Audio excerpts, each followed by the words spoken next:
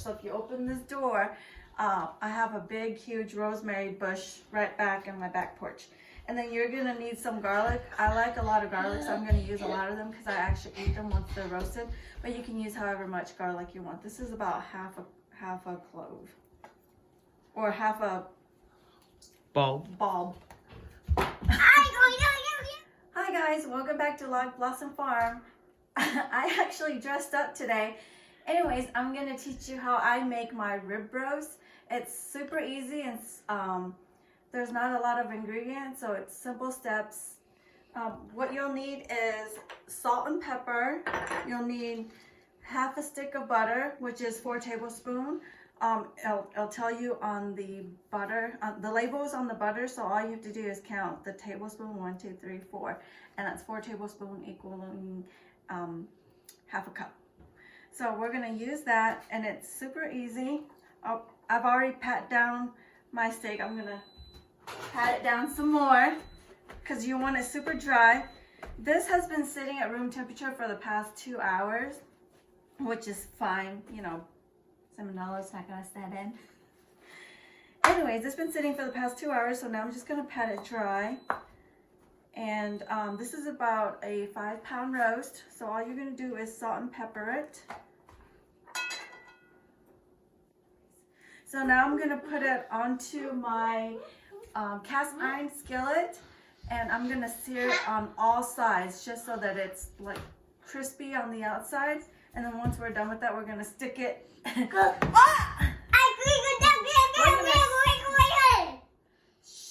We're gonna stick it in the oven.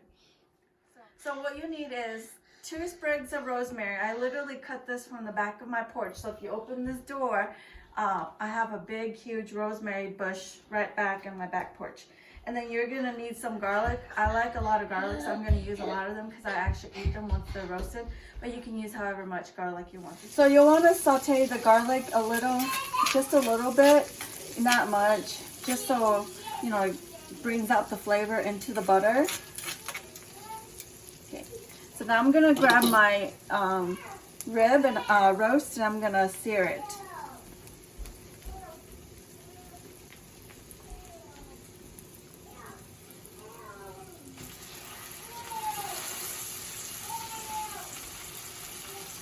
So now you'll want to add your rosemary sprig. You can just peel it off from the top. Just pull it down from the stem, and it should come right off.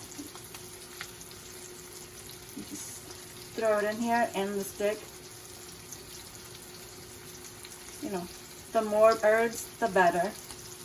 It's a big piece of roast, so, you know, the more rosemary you have, the better flavor it's going to fuse into the meat.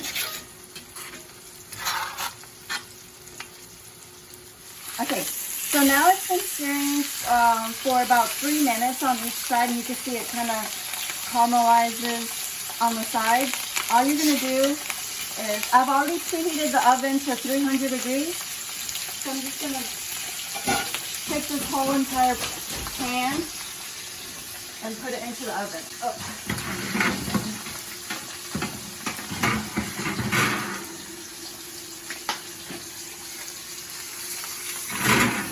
Voila.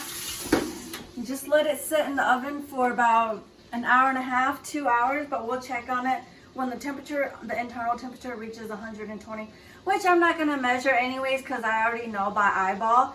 So in about an hour and a half to 2 hours, we're gonna take the roast out. Okay, so the roast has been in the oven for about 45 minutes now, so I'm going to take about 15 minutes or so, like 15 minutes before the last 30 minutes of the roast cooking to cut my potatoes and throw it in there with the pot. So we're just going to use 4 roasted potatoes, and we're just going to chop it up. I washed it already, so now we're just going to dice it up. Doesn't have to be perfect. Okay, so now we have our 4 potatoes cut. I'm just gonna take Italian seasoning and just sprinkle it over the potatoes.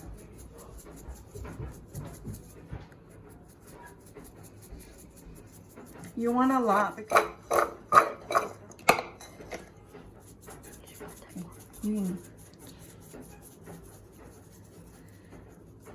okay, so now you want to add your salt, just a little sprinkle, and just shake it. No need to use additional utensils. Okay, and then you want to drizzle it with olive oil.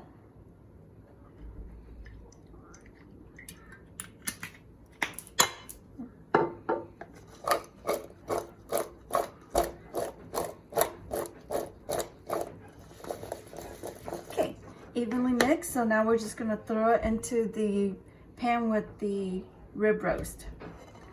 So you just want to dump it in here.